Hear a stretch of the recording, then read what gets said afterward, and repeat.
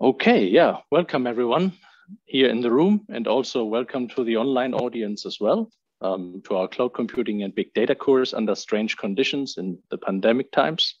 But at least we got here the room right to have at least the distance measures almost right. It's good that not all 30 participants are here. That's good. So thanks for those that are also remote. You helped here a little bit with the room issue. But yeah, so before I talk long about the room and the pandemic, we just have to learn to live with it. It will carry on probably for many years now. So we have to see and make the best out of it. Please feel free to come in. So you see lots of logos, and I will explain and come to them why they all have one way or another relationships, basically with the cloud computing and how it relates to big data. You see interesting logos, but also maybe one important aspect, which is here, because the course is also organized by the Icelandic HPC National Competence Center for AI and HPC.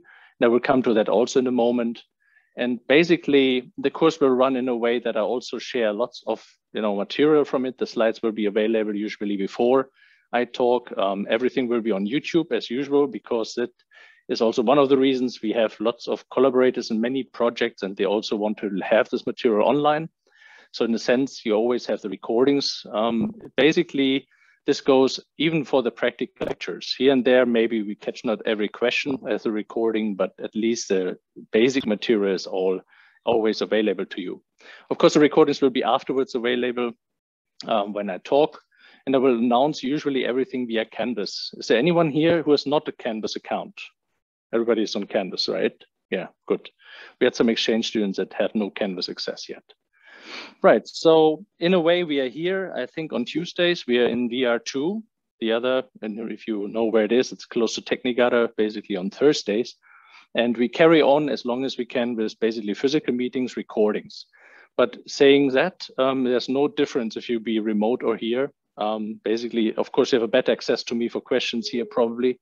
But if you feel free to want to go to remote, it's not a problem. And the idea of the lecture today is really get an understanding of the course, get an understanding what we do, and clarify hopefully all your questions.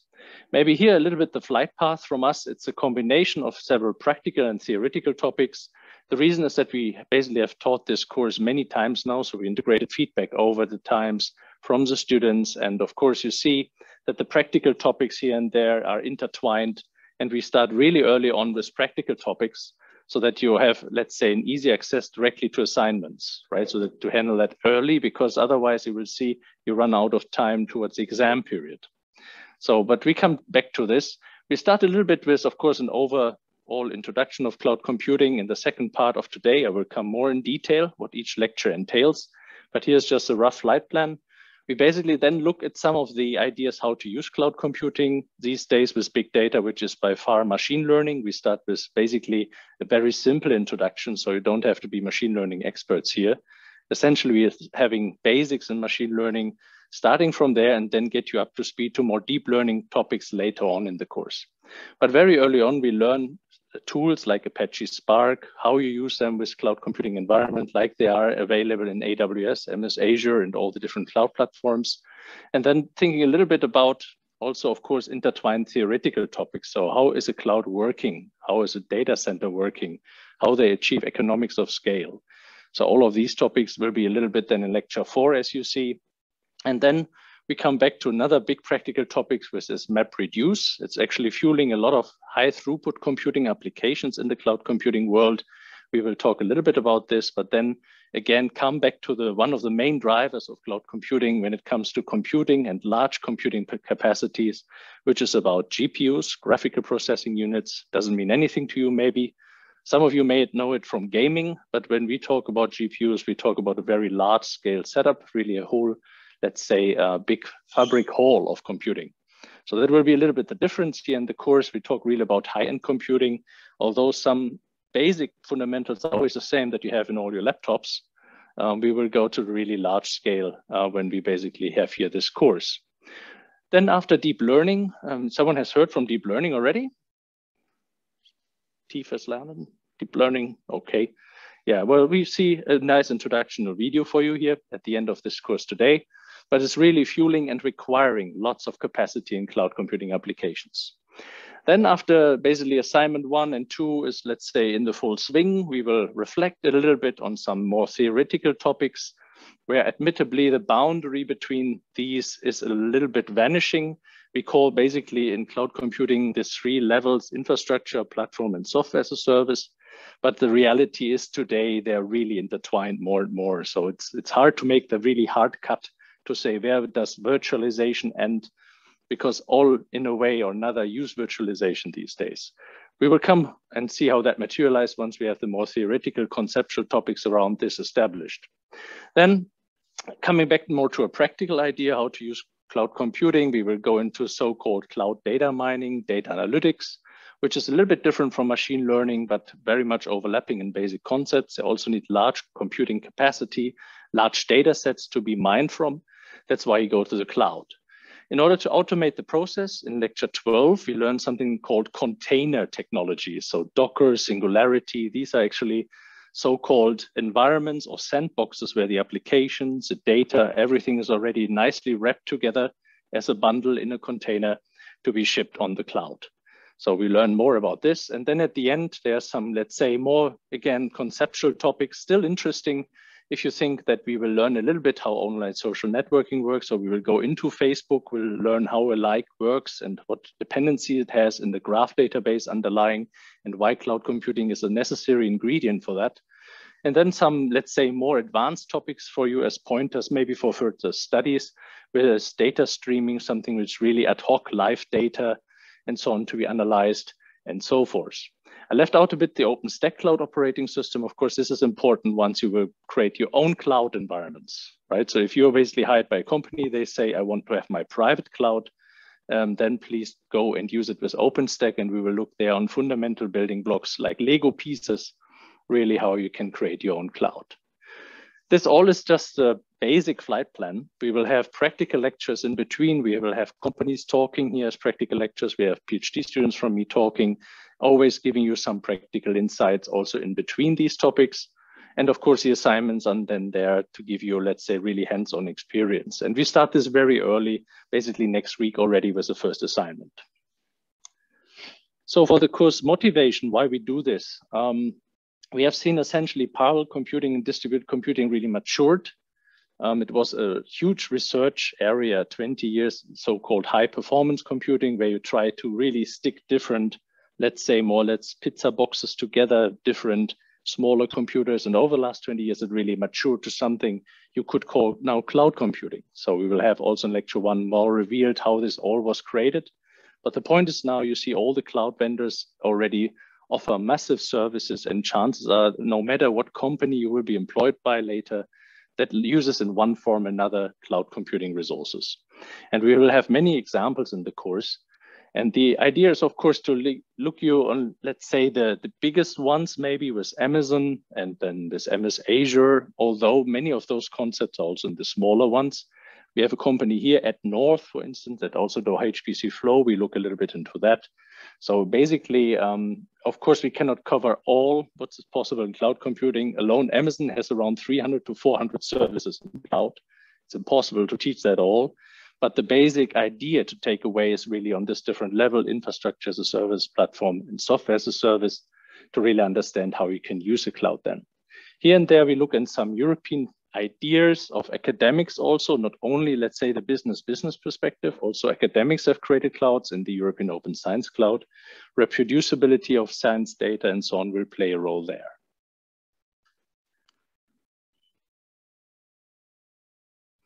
So what you then basically should learn is really at scale. This icon there shows it all. So we're not only more interested on a MATLAB here on a little computer or a Python script running on one GPU. Here's the idea really how to scale up, to make something big. One idea is, for instance, where we look into Angry Birds. It was actually a complete failure in the beginning, a soccer game which failed. And Angry Birds really started with a very tiny user base. And now I guess everybody of you know Angry Birds, hopefully. It is a success by orders of magnitudes, different branches from it, a Christmas version, Easter version, no matter what. But they started very small, very tiny.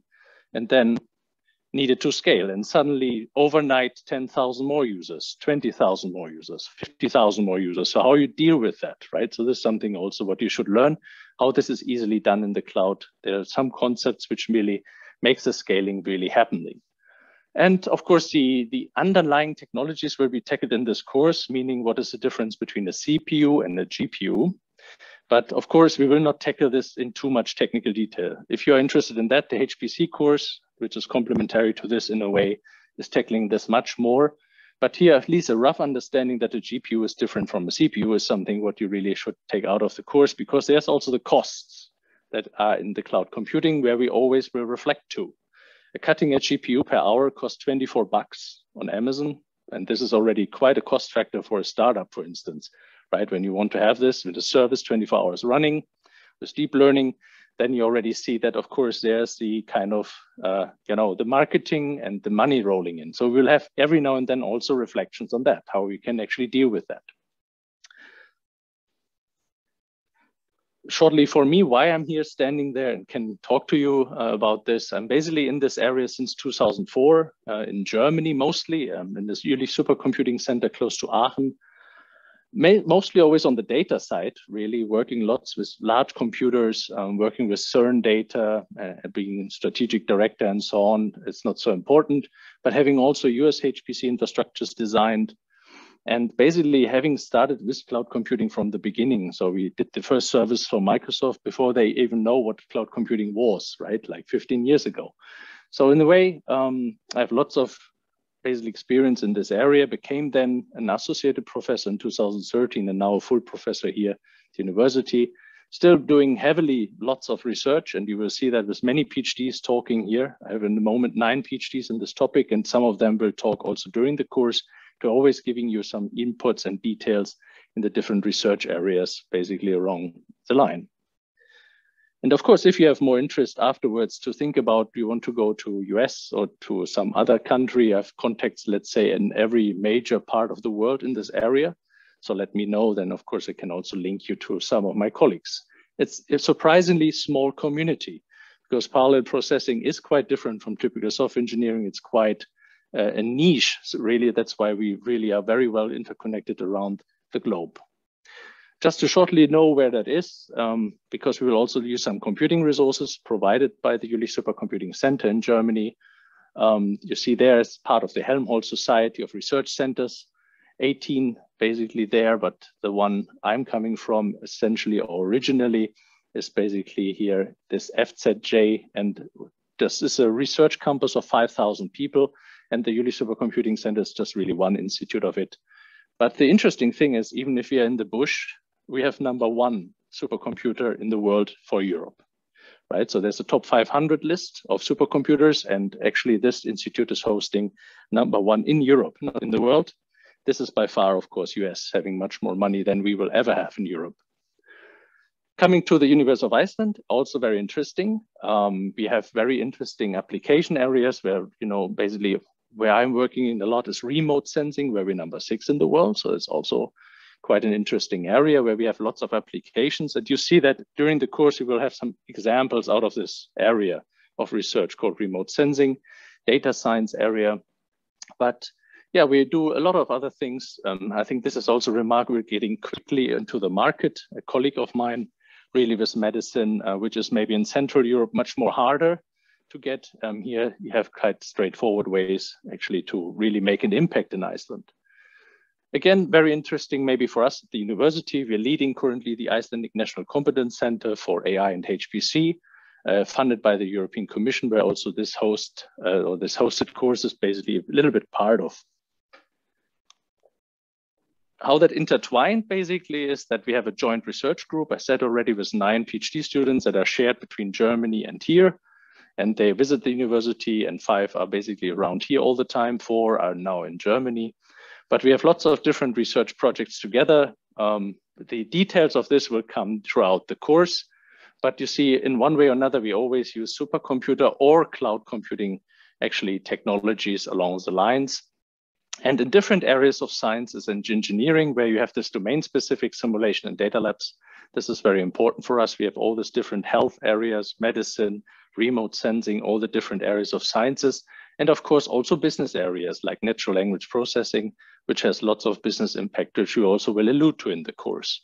So it's not only academics, we will have also the business perspective touched along the way. So in a way, also thinking about how HPC now comes into the play with cloud computing, it's really an intertwined work these days. Also there, it's relatively hard to make the difference. And you will see that during the course when we look into how a data center operates. A cloud data center is not very far away from a HPC data center, it just operates under some other conditions. One example is that often the network interconnectivity of a HPC machine is very, very tight and very powerful, but also costly, while cloud resources have more high throughput computing character, so they're larger, but have not a perfect interconnection, but just a okay connection between them. But these would be substances, of course, lecture 1, 2, 3. So by lecture 4, you will already know the differences between them. Now, when you look now here in terms of the embedding of the course, also from the different projects that we have, you will see a large community basically behind the HPC and cloud computing community where you also invited to be part of. So if you like the material of the course, if you're interested also maybe in the complementary HPC course, we have there, if you go to ehpc.is, a large community building effort now in different areas of sciences, from computational fluid dynamics, chemistry, up to interesting tactile and acoustics engineering. So for my fellow Professor Runa is doing there a lot of research, but in one way or another, they all use cloud computing or HPC resources. So here you can also connect with many different experts, different basically PhD students, and we're always looking for good students to also maybe joining these labs if you like. So coming more then to the academic cloud perspective, we have this European Open Science Cloud Nordic, where also lots of elements are there. But here and there, clouds shift a bit to focus on really data. That's why the course is also cloud computing and big data, because usually would always say there's some data sets to be preserved, some data sets we want to process on, right, for deep learning. So this is a little bit the perspective we will enter into this course. But of course, as the course should also prepare you for business out there, not only for academics, we will also, of course, handle MS, Azure, AWS, and so forth, the Google Cloud Platform, not forgetting this, to get you ready for the market.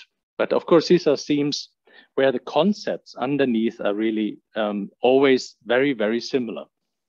As an example of one of the simulation data labs is this remote sensing field. As I told you, I'm quite active myself in it, but have also a couple of PhD students and a postdoc who was graduating here from 2016, I think.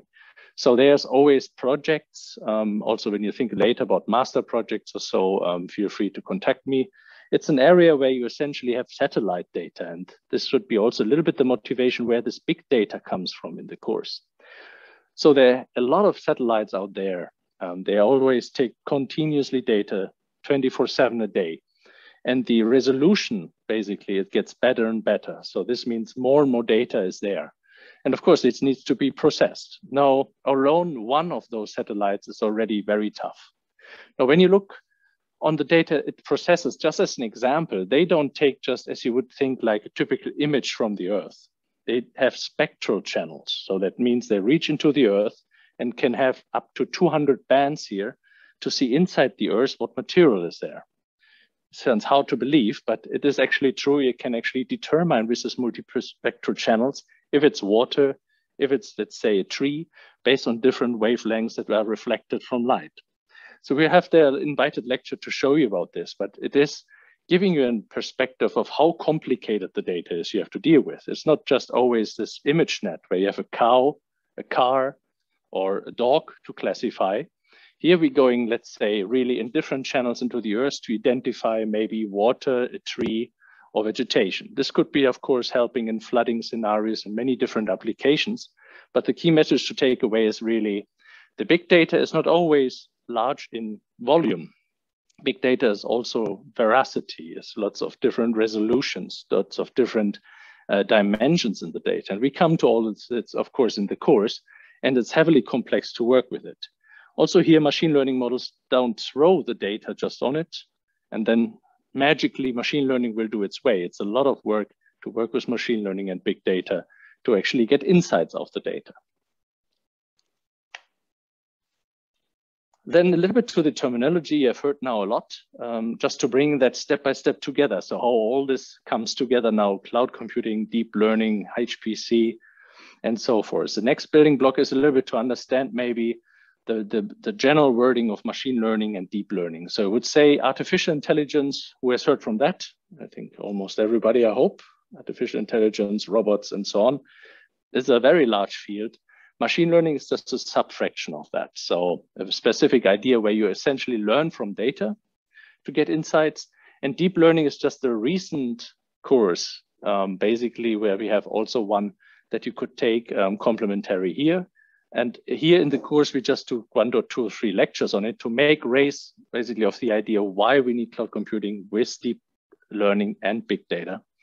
But this is a really huge research right now and lots of different models, which you can see as a subdiscipline of machine learning these days, but really successful. They reinvented the field of computer vision, of object detection, and many other application fields. So just that you really know a little bit how that is, let's say, put into context. On the right-hand side, then you see typical machine learning, let's say, problem fields. You would say classification algorithms usually have already a couple of classes, and then you find a new data item and you want to put this new data item into different classes. The clustering is not so easy. Usually it has like unsupervised learning elements. So you have a bunch of points or data, and in a way, they still have some similarity criteria that makes them a cluster. Here you would say the Euclidean distance, the points, are basically a little bit more closer together. That's what we do in clustering. So that's what we will do also in data mining in the course when we talk about using it in the clouds. Regression is usually very easy. We don't cover that too much, just at the beginning a bit, logistic regression and so on. But also regression itself is usually trends in data. You give more money for, basically TV advertising and you see the sales increasing. So not really big smart models, still important models because lots of statistics are dealing with regression models these days. But the interesting thing will be really in the course, I guess, for you in the job market to think about the deep learning, because when you go out here, you can say you have used deep learning on the cloud. And if you go to job, basically offerings, you will see that's something which is incredibly used these days. And there's lots of demands for these jobs these days. Now, when you think about bringing that together with data, they're basically always like key ingredients to do machine learning at scale and using clouds for it. You have essentially these 3 items. You always would say there's some pattern in the data, otherwise you would not go for machine learning. If you have physics, basically formulas like weather prediction, that's different. There you have already a physical formula, you have data and you go ahead and implement it, and that's good.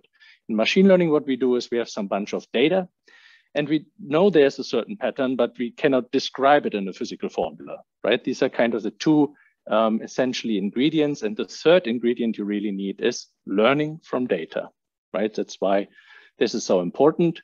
And no matter how you call it, you will hear different areas in different books, applied statistics, data mining, machine learning, deep learning. They all have this kind of data science area, which is called right now, which makes heavily use of cloud computing resources. And this is needed because the algorithms are not able to do this anymore on these little machines, especially if you have really complex modeling going on. And we have some interesting examples. One example is where we would spend in the cloud, let's say $3 million if you would do it there, basically with all the GPUs we are using based on Amazon. Of course, we have academic clouds and research. That means we can use it for free. But otherwise, we would require more than $3 million, which we could not afford. So in the sense, it shows you that the models are extremely complex if you talk about cutting edge language models, if you talk about remote sensing data being classified correctly.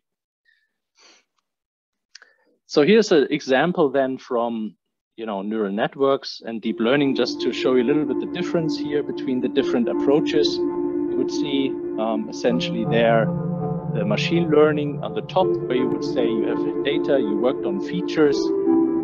Basically, I'm talking about this here for the online audience as well before I just show here. The top here is a typical machine learning where the features have to be explicitly crafted, and then you put it to a machine learning model and it will do the classification or the work on the data. What deep learning now transformed in the field was a little bit that you basically learn from the data, these features inherently a little bit. And we will talk in this, of course, in different ideas. but the key message to take away is that deep learning is not just throwing basically more neurons, a deeper learning model there. It has also smart layers for basically image recognition. It has convolutional layer doing interesting operations. We will come to that. So it's not only what they had in the 70s with typical neural networks and just make them deeper. They also specialized in languages, in sequence modeling, in image recognition, and so on. And here you see a little bit the different types of models, starting maybe from the initial perceptron models in the 50s up to the 70s, where neural networks were there. And now what we have really is basically deep learning. And in a moment, it will switch from the pattern recognition from a normal neural network, which just has different neurons in different layers, to this what we call convolutional neural networks. You see now really basically patterns detected at once. So they work together, they share their weights. So different approaches to really how you do machine learning. And this requires amazing capacity in computing. That's why basically you need to use cloud computing or high performance computing resources. Now bringing that all together, I was once invited in the government, basically in the federal, Bundestag in Germany, to talk essentially as an expert how you bring that all together on one slide was the condition. And I said, that's challenging, but we try. And I think they all said it was a quite good idea to do so. And the most understood it, I guess. So in a way, you have on the one level, the big data, right? So you would say in small data sets, what I do here, that doesn't matter. You go to a little bit MATLAB, Python on a small computer.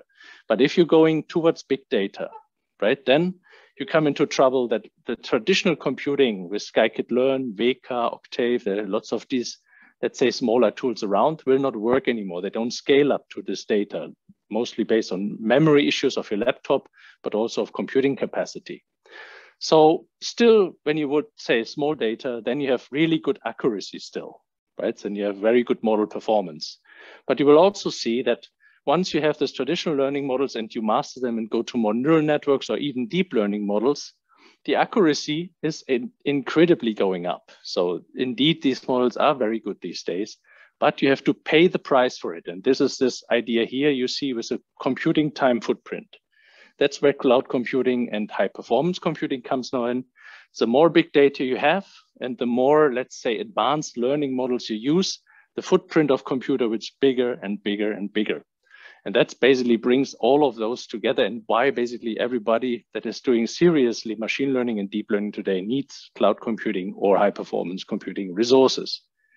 So I hope that was a bit understandable, but of course in lecture 1, we go back to this and a bit more time. This should be just giving you a kind of appetizer to the course. And why it's a nice timing, I think it's best reflected by one of my students that actually did a startup, so called Soccer Watch. They did basically camera recordings of soccer and then use deep learning with their skill set from neurosciences just to track the ball, right? To expect where the ball will be so you can exchange the cameraman. And they got a 1.5 million investor grant, and now Soccer Watch is extended to basketball watch and all the other sports. And the idea how they did this was just 3 ingredients. Basically, big data is available today. You have hardware, which is enormous with GPUs. NVIDIA is really specializing on deep learning with specific chips and tensor cores we will talk about. And then the third one is really the software is all open source. So looking like 10 years ago, my students would implement their own parallel ideas of how to do neural networks in a master thesis. Now you just download, everything is there. So it's an enormous nice time combining all of these 3, providing also that you have now the new approaches with deep learning, which is actually not that old. It started, but then there were lack of computings. So only now we have the really nice time of combining all of this. And we see many examples in the course. Now, of course, dedicated technologies will be something we will talk about. You see here the modular supercomputer as one example, how you basically see how deep learning and cloud computing and HPC computing comes all together. We will look a little bit into that. Also, we will use one modular supercomputer part called the data analytics module in the course. And we'll really learn and understand a little bit about the differences from different sciences and how they will use computing. Not all of them use computing in the same way. Hence, there are 300 cloud services in Amazon, right? So an Angry Birds app is completely different from remote sensing, for instance. We will talk about this in the different lectures. And also there need different ways of how to access data alongside the way of computing, which will be also topics then of lecture 8, 9, 10, for instance. So all of these are interesting examples which we intertwine with cutting edge technologies and of course hands-on training. So you will use one of those machines. Perhaps also this will be a little bit changing depending on the availability of resources, where we maybe then also get better GPUs for our course. But in the moment we plan with this interesting one where you have your hands-on tutorials in one of the assignments. We will then of course go also to AWS Educate and another one and so on. So you're really using public cloud providers as well. Now more to the organization of the course. You see here UCLA, this is changing largely to Canvas. And I think everybody of you has a Canvas account already. You will find the course basically there. I try to do there as much as I can to really put all the material there. Basically, however, when you have some difficulties or so, there are still office hours, right? So it's always a chance just emailing me and then we can sit together basically in my office or so. We're now located in Groska. That's basically not far away from here. The computer science faculty completely moved to Groska.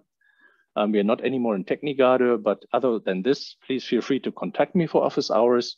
How we do it basically with the course communication will be largely Canvas, but also Ed.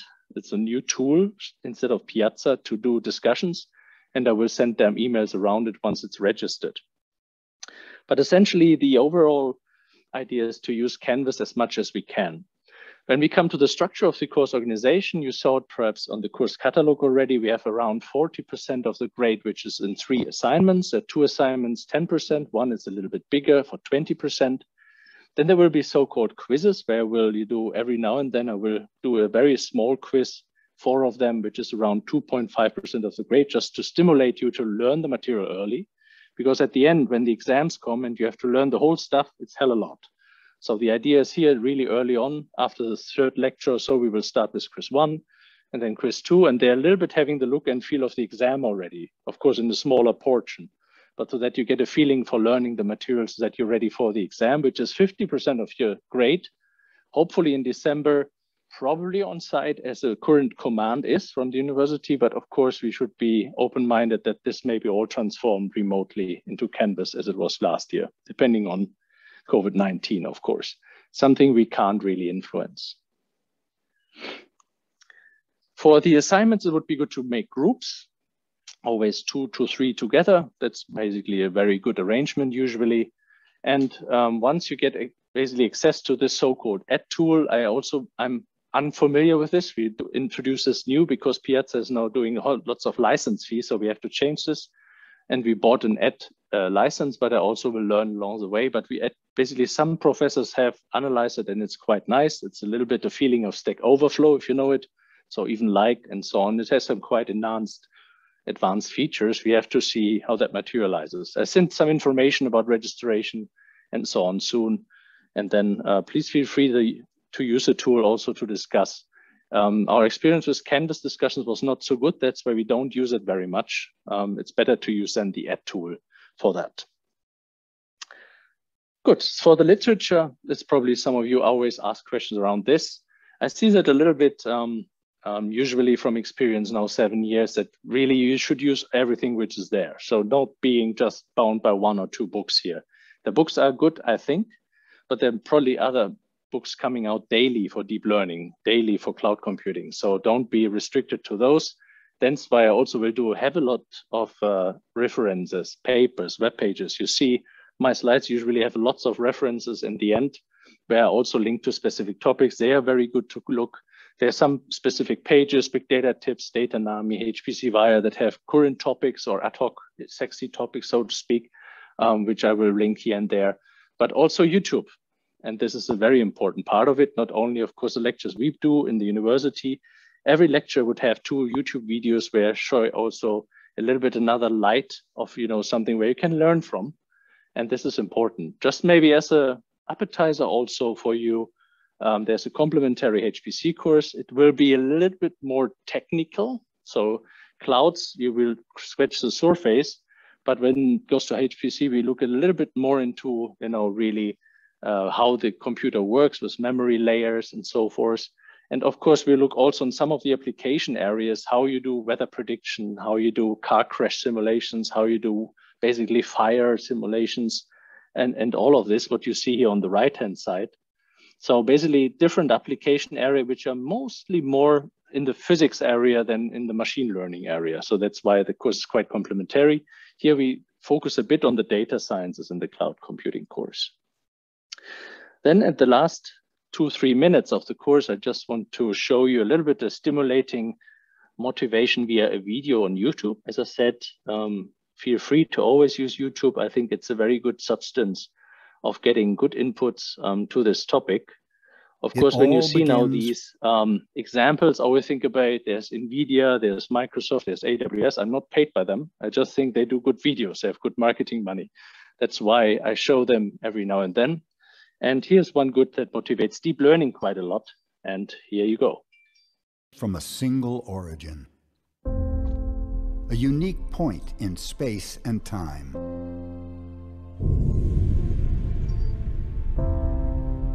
This is the spark of innovation that fuels your most amazing breakthroughs.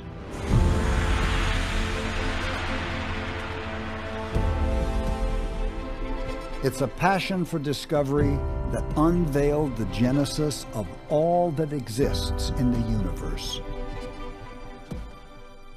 Today, the power of AI helps computers achieve superhuman capabilities in image recognition, and lets scientists save our most precious resources by analyzing in 1 month what used to take 10 years. Everyday devices translate even the most complex languages from voice into text, and images into words. Xavier is now present, helping the visually impaired recognize an old friend, or letting a blind woman read to her child for the first time.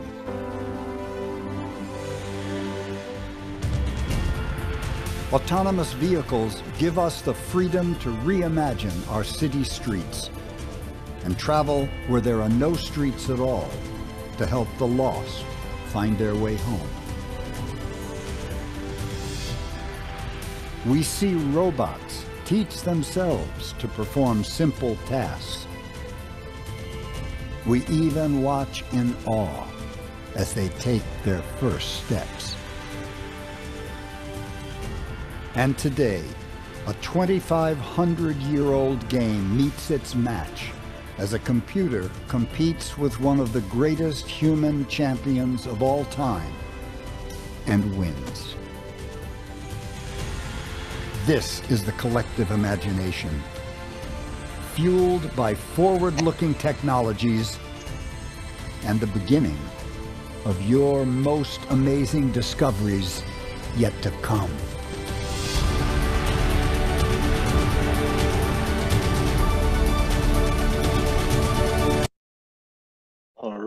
Yeah, just another disclaimer, I'm really not paid by NVIDIA, but I think it shows you a nice story how, computing deep learning can do really cool things that we will explore in the course. With this, I'm ending the first part of the course. I think we have a 10 minutes break for those inside the room. And those basically remotely, please feel free to use a chat for basically asking questions. We will pick them up in the second part in the course.